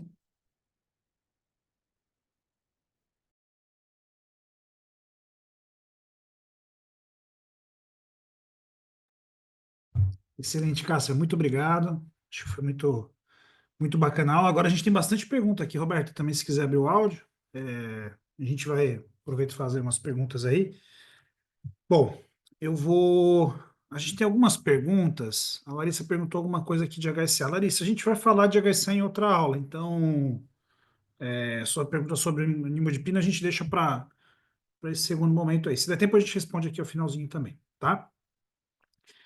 Eu acho que tem umas perguntas bem legais. A Mônica Eu acho que essa perguntou pergunta de sobre. hemoglobina é uma boa, hein? Tem que aproveitar que a Cássia é Ah, não, das não, essa autoras do vamos, trem. vamos aproveitar. A Cássia, eu sei que ela vai falar sobre isso em outro momento hoje, não vai, Cássia? De aula de transfusão? Vou já fazendo a Mas. propaganda às 8 da noite. Eu vou falar. fazer uma transfusão no paciente neurológico agudo. É. Mas a Mônica fez uma pergunta bem interessante, que é assim, quanto tempo você deixa o corticoide? Ela fez uma pergunta aqui após a retirada de um tumor. Eu acho que ela está perguntando da situação de cirurgia eletiva, por exemplo, o paciente tem um tumor, está tomando e fez a cirurgia, quanto tempo deixa depois? Mas eu acho que vale também, sei lá, você vai tratar um abscesso cerebral, quanto tempo você vai deixar o corticoide nesses pacientes aí? Qual que é a experiência de vocês? O que vocês sugerem? Nem vê isso porque o paciente não está mais na UTI? Como é que funciona? Isso depende muito do volume de edema cerebral, né? É, o corticoide, nessas situações, ele em realidade, ele é para o edema vasogênico, né? Que é do tumor e que é desses quadros infecciosos. E, e aí, em verdade, o que a gente vai fazer, obviamente, a gente vai fazer pelo menor tempo possível, e a gente vai se guiar pela clínica do doente e vai se guiar pelos exames de imagem, né?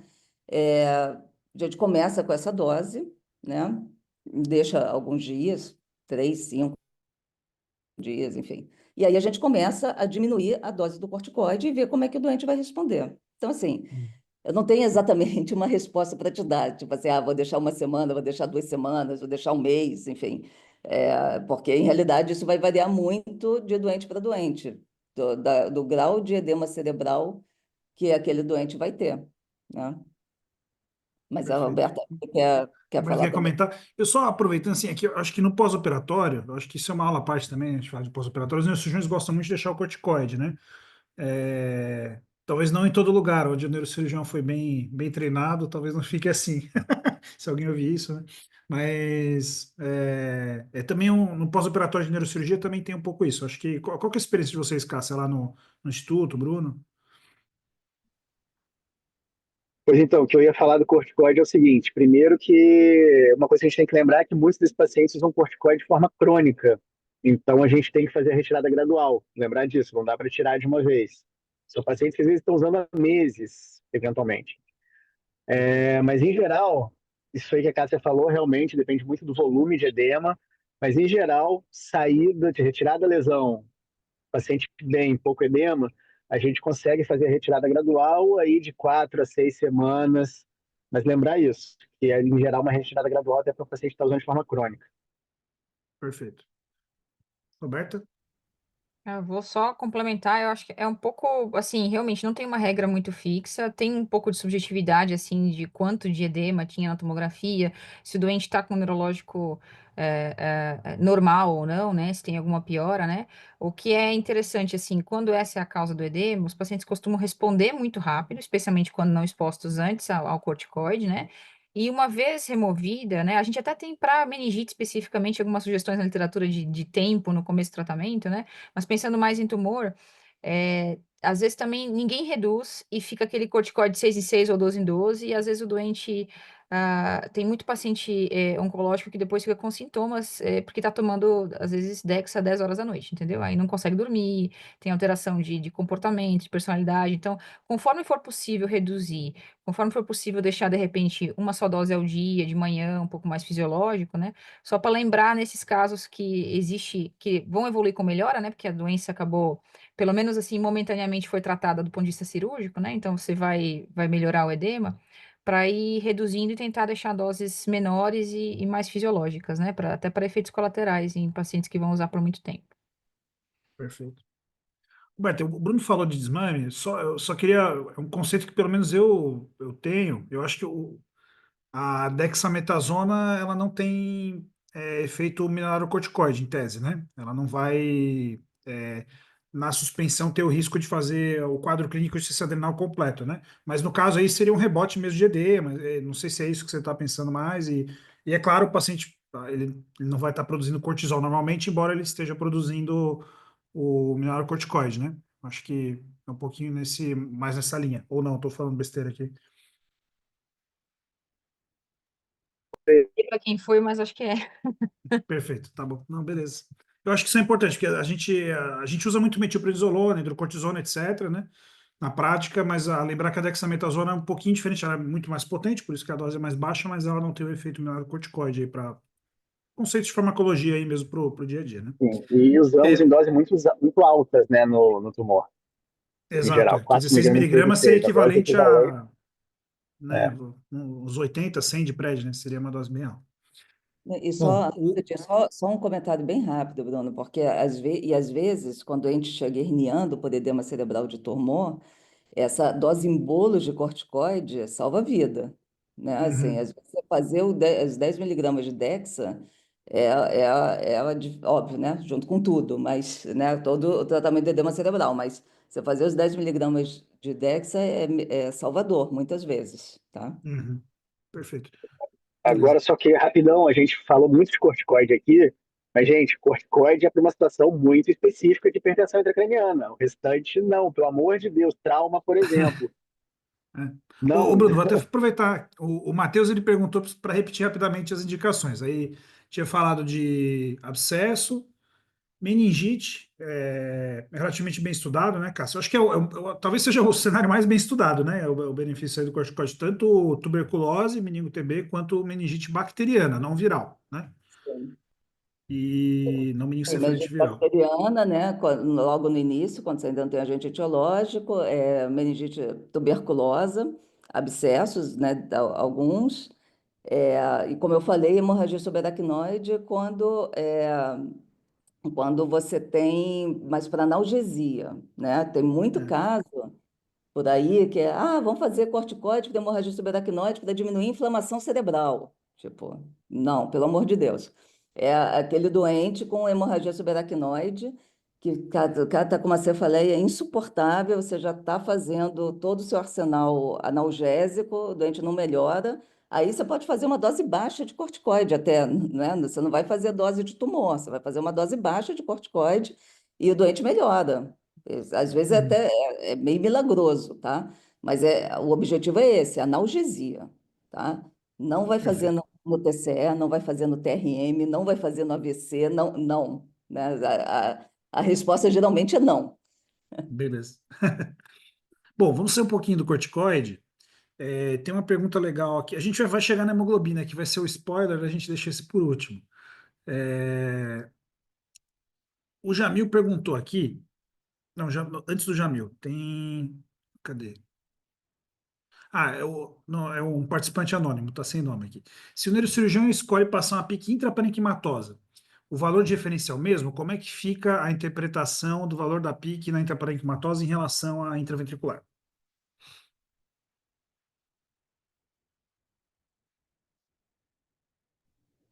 Oi, Posso, Roberta.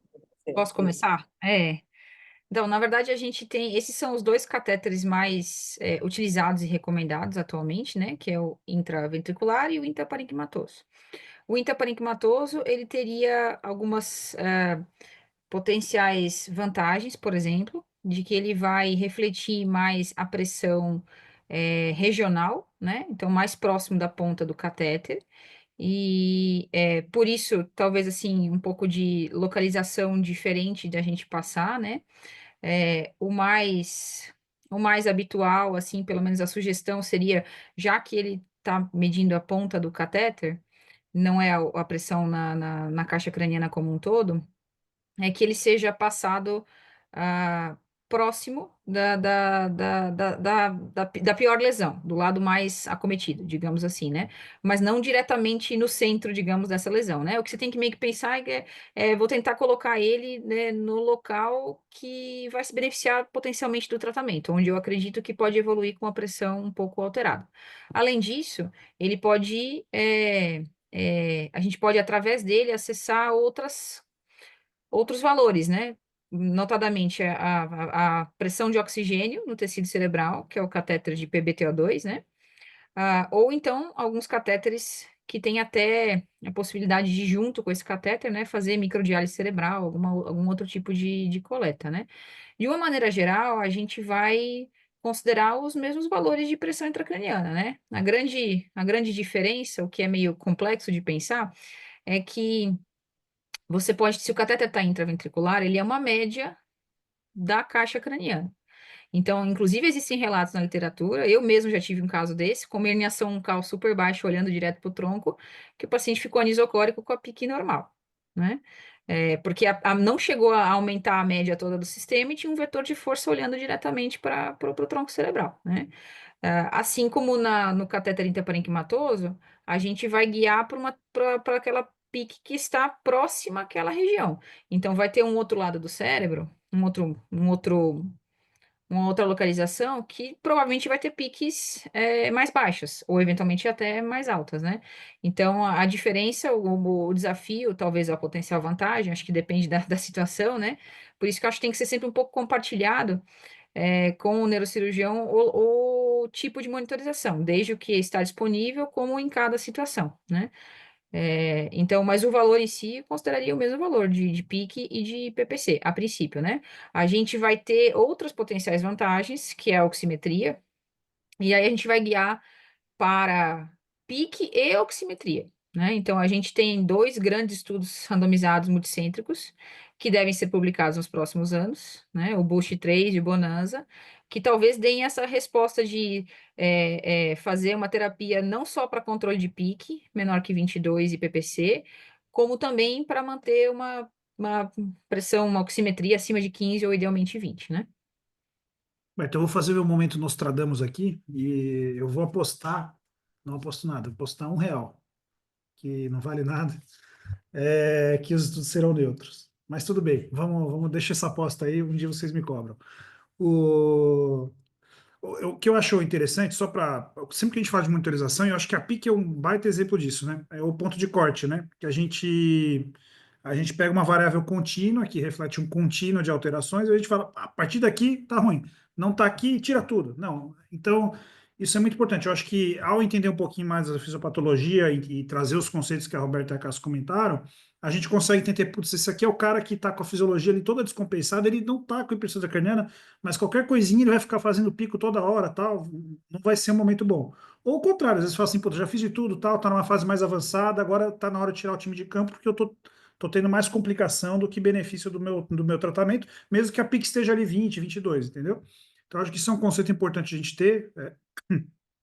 Os estatísticos chamam isso de dicotomania, né? A gente bota um ponto de corte ali, para cima faz tudo, para baixo não faz nada. E é uma variável contínua, né? É um contínuo de alterações. Então, acho que isso é muito importante ter esse conceito. E aí, só em relação ao intraparenquimatoso intraventricular, eu acho que uma coisa, pessoal, em termos de risco de infecção, acho que o intraparenquimatoso acaba tendo um risco bem menor, né? Na prática, em relação ao intraventricular, certo? Acho que isso é um benefício. Mas uma grande desvantagem é não servir para tratamento também, certo? Tá bom. Eu acho que esse é um ponto importante também. E aí acaba sendo o motivo pelo qual aumenta o risco de infecção intraventricular, né? Você serve para tratar, vai deixando, e aí acaba infectando depois, né? Sem falar que muitas vezes, na verdade, a gente vai ter que passar o intraventricular, porque a indicação é a hidrocefalia, um hemoventrículo importante, né? Então, exemplo, uma HSA com muito hemoventrículo, que é o habitual, né? Uma coisa frequente, né? Então, por mais que você queira passar o intraparenquimatoso, muitas vezes não vai dispensar o tratamento da hidrocefalia, a derivação, né? Então, acho que é uma outra questão também, assim, especialmente pensando em questão de recurso, se você já vai ter que passar o intraventricular, por isso que eu acho que o intraparenquimatoso seria uma boa indicação mais para o polo TCE com lesão assimétrica. Pelo menos é a minha opinião pessoal. Beleza. Ó, agora é um bate-bola rápido, tá bom? O Jamil perguntou: o que fazer quando tem a combinação fatal, hipertensão intracraniana e SARA? Cássia primeiro. Esse é bem difícil, né? Porque, em realidade, obviamente, a gente está lidando com uma situação que são antagônicos, né? Você tem que fazer uma ventilação protetiva, você vai, né, aumentar o PCO2, mas, ao mesmo tempo, você tem uma situação de aumento da pressão intracraniana. Eu acho que é muito difícil manusear esse paciente se você não tiver uma monitorização, tá? Essa é a primeira coisa. É. Você pode fazer, cara, você pode pronar o paciente com DVE ou PIC? Pode. Assim, né, você tendo um serviço é, com as pessoas com experiência, ou seja, você pode pronar um paciente dessa forma, né? Mas o doente tem que estar monitorizado, né? Porque se você prona o paciente, você tem um aumento de pressão intracraniana, você supina na mesma hora. Se você vir que não foi adequado, se a sua manobra não foi adequada, você consegue reverter na mesma hora, né? Então, assim, eu acho muito difícil fazer qualquer tipo se você não tiver uma monitorização de pique, essa é a primeira coisa. E aí, o que fazer se eu não tenho monitorização de pique, né? Que é Uhum. que é o grande problema, né, na maioria dos serviços. É, Aí eu acho que se a gente não tiver uma monitorização de pique, eu acho que a gente tem que tentar arranjar um meio termo entre o máximo que a gente consegue chegar na proteção pulmonar, né? E, no, e, te- e tentar proteger o cérebro, né? Tentar não descompensar tanto do ponto de vista de PO2 e PCO2, dentro da limitação do seu exame neurológico e do exame tomográfico. Você também não vai levar esse doente tanto para o transporte, né? Com uma injúria pulmonar grave, você também não vai conseguir levar esse doente para a tomografia com a frequência que você deveria para um paciente sem pique. Então, assim, eu acho que você vai precisar ir tateando o melhor que você conseguir do ponto de vista respiratório, sem descompensar tanto da parte de PO2 e PCO2. Desculpa se eu não consegui dar uma resposta muito Não, mas definitiva, muito perfeito. boa, mas é porque eu acho que não tem uma resposta muito boa mesmo, quando você está com todas É. essas limitações. Eu acho só, Roberto, antes de você falar, eu acho que essa é uma situação que a gente. É que nem você pedir para um cardiologista, sei lá, fazer um cateterismo cardíaco, tratar uma DA fechada sem fazer o cateterismo, vamos dizer assim, né? A gente fica numa situação totalmente vendido, né? Quando você não tem monitorização. Então, ou você tem que ser um ninja ali da monitorização não invasiva, manjar muito de Doppler e bainha e acompanhar isso, né? E a Roberta, eu sei que ela sabe, o pessoal aqui todos sabem. Mas eu acho que aí o ideal é o paciente tá monitorizado, né? Mas é uma situação complexa. Eu acho que assim, só de importante, deixa a Roberta falar, mas depois eu comento. Roberta. Eu só queria complementar realmente, assim, não, é uma das piores situações, né? Porque todos os alvos que a gente gostaria de atingir provavelmente vão estar sendo prejudicados, né? Então, é muito provável que esse paciente esteja com choque, né? Então, vai piorar a PPC, vai estar hipoxêmico com CO2 alto. Acho que só aqueles alvos de tolerar saturar 88, tolerar hipercapnia, acho que eles não valem no neurocrítico, especialmente não no neurocrítico com hipertensão intracraniana, né? É claro que, por exemplo, ter um catéter e ver que está 47 CO2 e a PIC está controlada, te dá uma tranquilidade que é o que deu para atingir naquele momento, né? Mas por isso que eu acho que, claro, a importância do catéter, muito bem lembrado, Cássia, porque senão a gente realmente fica com medo de coisas que talvez não estejam necessariamente lesivas naquele momento, né? Dá um critério de segurança, né? Lembrar que aqueles alvos tradicionais digamos, que a gente tolera na SARA tradicional não dá para a gente dizer que não teriam lesão nessa situação, né? Ah, e especificamente, acho que também, além da questão da prona, como a Cássia falou, que é possível ser feita, é uma contraindicação relativa ao TCE, ou hipertensão intracraniana, né? Por causa do posicionamento, principalmente por causa da rotação cervical, que daí também vai atrapalhar, porque o paciente vai ter que ficar mudando de posição. Mas realmente monitorizado, vai ter situações que é o que a gente vai ter que fazer, né? Lembrar que PIP também, para tratar a hipoxemia, embora em teoria reduzam o retorno venoso, a gente tem alguns estudos fisiológicos pequenos sugerindo que até 14, 16 não tenha um impacto assim muito elevado em Perfeito. pressão intracraniana. Então, às vezes eu acho que, em minha opinião pessoal, às vezes as pessoas têm receio, deixa todo mundo com 8, no máximo com 10. Eventualmente, se for uma hipoxemia muito importante, acho que é o trade-off entre ficar com o CO2 muito alto e principalmente com uma troca muito, muito ruim. Então, eu acho que eu tentaria um pouquinho de PIP nesse paciente, acho que até 14 é ok, talvez 16, mas esses são casos muito selecionados, né? E até pensar, por exemplo, em terapias de resgate um pouquinho antes do que a gente pensaria em outros doentes, porque a gente não vai poder usar os alvos refratários da SARA habituais, né? Claro que mesmo ECMO nesse doente nunca é uma boa decisão, né? Por causa da questão de anticoagulação e tal, então nunca é fácil. Acho que a definição de cobertor curto é combinação SARA grave com hipertensão intracraniana, né? Beleza. Eu ia falar justamente isso, Roberto, dos alvos não deixar PO2 de 60, né? Que a gente tolera um pouquinho no paciente que não é neurocrítico e que a PIP, especialmente se o pulmão é recrutável, ela não vai ter um impacto tão importante na hipertensão intracraniana. Desculpa, Bruno, deixa eu só dar, vou falar rapidinho aqui um negócio, né? Que a gente, às vezes, que trabalha em terapia intensiva, né? E eu sei que essa é a realidade de muitos CTIs, né? Então, a gente sempre fala, né? Qual é o protocolo de tratar hipertensão intracraniana sem pique? É esse, né? Isso está publicado, porque a gente sabe que é a realidade de muitos serviços. Como é que eu faço para fazer não sei o que sem não sei o que lá? Tá ok, tá publicado, gente. Ó, isso aqui. A gente não pode ignorar a realidade, principalmente um país super heterogêneo como o Brasil, né? Que tem desde do serviço mais simples até o serviço de ponta com alta tecnologia espalhado pelo país inteiro.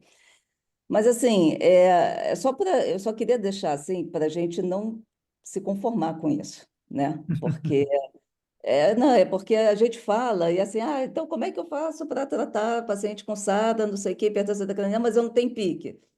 Cara, tipo, é meio que você entraria no avião, se o seu piloto, vou daqui dar um jeito, pô, não tenho aqui, não tenho meu painel de controle aqui não, mas eu vou aqui dar um jeito.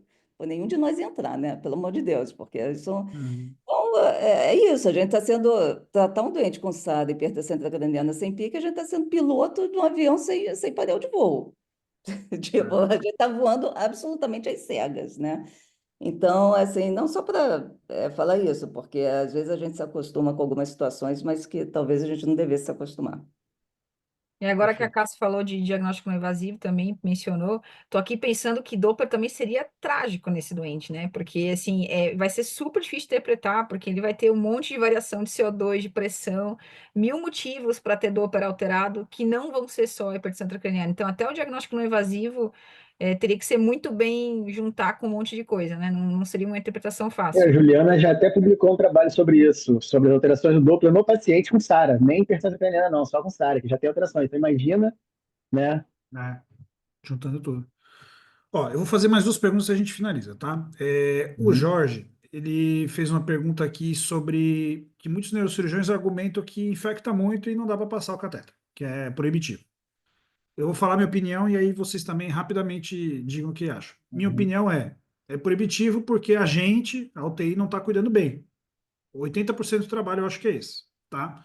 Se a UTI está fazendo o seu trabalho, o risco de infecção reduz muito. E aí eu vou deixar aí a Caçoba falar muito. É claro que assim, a passagem é importante, se passar de um jeito sem deixar de fazer um curativo decente e tal, você não vai conseguir fazer o nosso trabalho na UTI.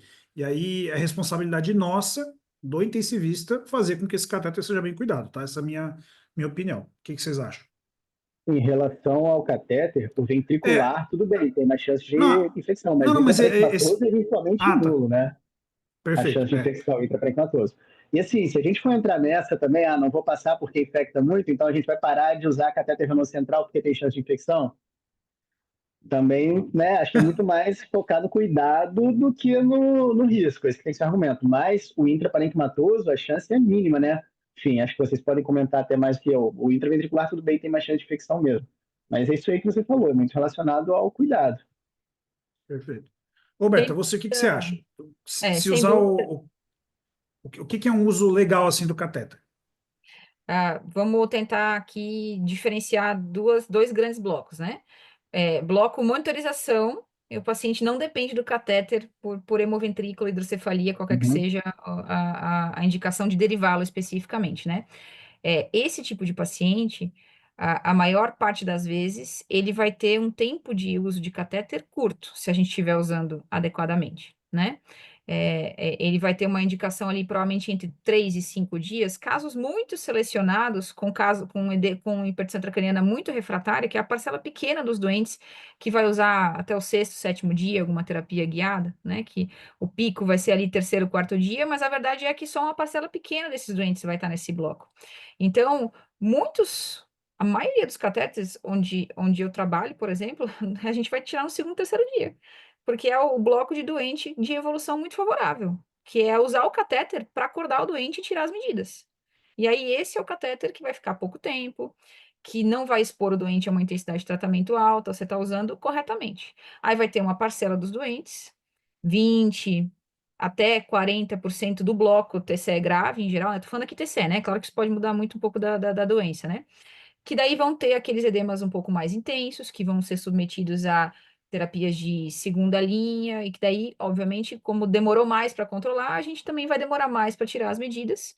E aí, talvez esses vão usar o catéter até o quinto, até o sétimo dia. Como TCE, eu acho muito difícil estender mais do que 6 ou 7 dias, pelo menos na minha realidade, na realidade que eu costumo praticar, assim, né? Porque também chega uma hora que daí se a gente não tira as medidas e não acorda, ou então fica levando toda e qualquer micromovimentação do doente, aí bate 25, aí fica todo mundo nervoso, aí não desperta o doente, aí você prolonga o catéter, prolonga a intensidade de tratamento, tem mais efeito colateral, aí o doente faz pneumonia e faz lesão secundária, né? Ele E faz na verdade PAV, ele também vai SARA e ele fazer já está monitorizado.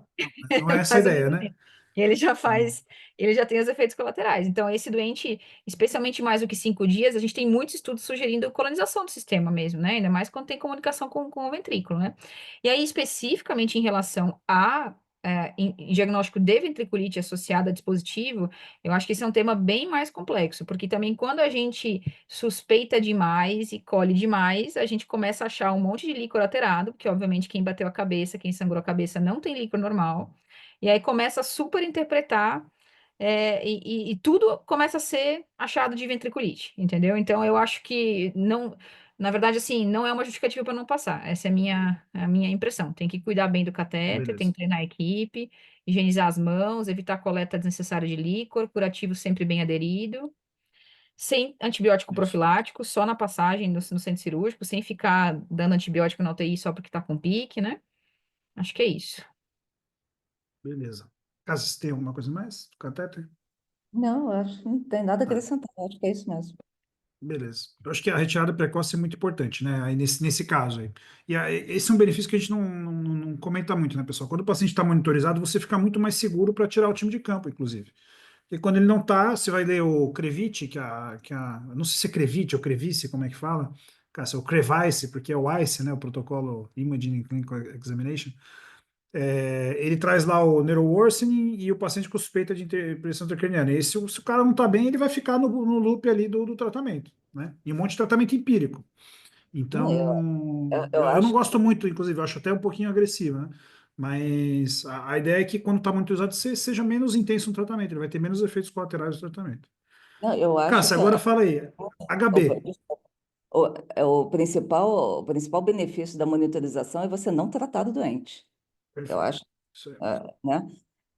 Beleza. Vamos lá, hemoglobina. Alvo de Muito HB, vamos lá. Que o pessoal, você falou lá HB acima de 7 e tal, mas aí o pessoal perguntou aqui, então, como é que Uhum. fica com o TRAIN, com os outros estudos?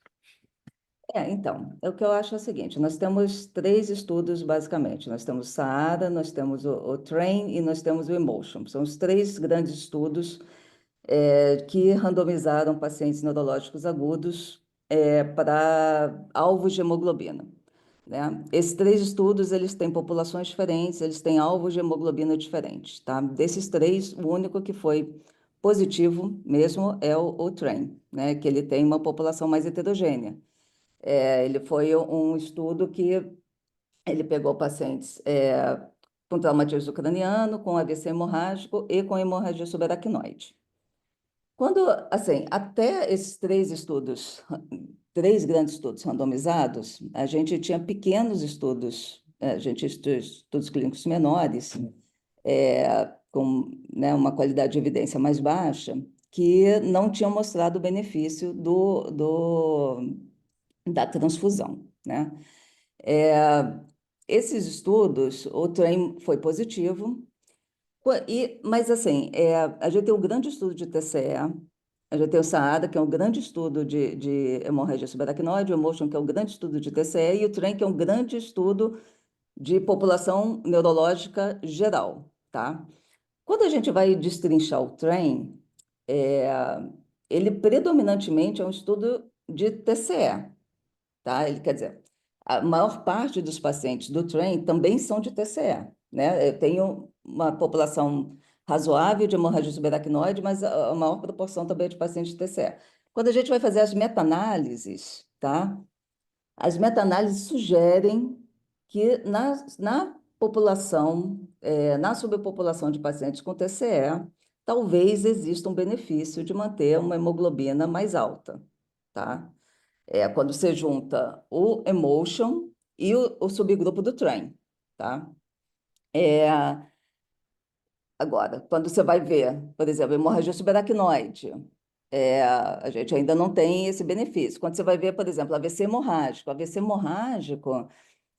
acho que, se eu não me engano, são 120 ou 130 pacientes do estudo TRAIN que foram randomizados. Então, tipo assim, 65 para um lado, 65 para o outro, né? Grosso modo. Assim, a minha opinião é que é um número muito baixo, né? Para você ter uma alteração na prática, tá? Então, e eu acho que, assim, honestamente, esses estudos não mudaram a minha prática, tá? Nesse momento. Por quê? Os estudos restritivos, né, da terapia intensiva geral, eles excluíram os doentes neurológicos, né? Então, quando a gente vai ver todos os estudos né, que a gente se acostumou a dar menos sangue para os doentes, eles, de forma geral, eles excluíam os doentes neurológicos. Então, a gente também não sabe exatamente a segurança de a gente restringir a hemoglobina nesses pacientes.